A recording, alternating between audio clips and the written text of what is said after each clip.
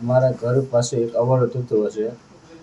અવારનવાર ગાડી આડી મૂકીને બુટલેગર છે, દારૂ ધંધો કરે છે અને એમ કહે છે કે પોલીસનો બાતમીદાર છું, તમે કાંઈ અમારું કરી શકશો નહીં કાંઈ. અને ગાડી આડી મૂકીને અપશબ્દ ચાલુ કર્યા. અમે કેટલી વખત કીધું રહેવા દઈએ, તો અપશબ્દ કર્યા. પછી આપણે રહેવાનું નહીં, અમે ત્યાં ગયા.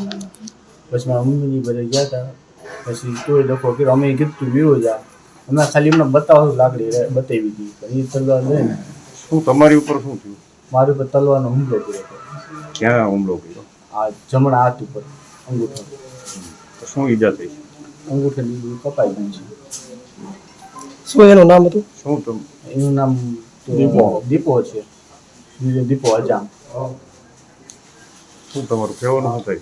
એને કડકમાં કડક સજા થવી જોઈએ. અને કેટલી જગ્યાએ આવી રીતે એ છરીઓ બતાવી ગરીબ માણસને બહુ હેરાન કરે છે. અને આ મુફતિયા પરામાં અવાવડું તત્વ બહુ વધી ગયા છે, બુટલેગરોની બધાય. અને આમાં એમ જ કહે છે કે અમે પોલીસવાળા અમારું કાંઈ નહીં બગાડવાના, કેમ કે અમારી હારે પોલીસવાળા.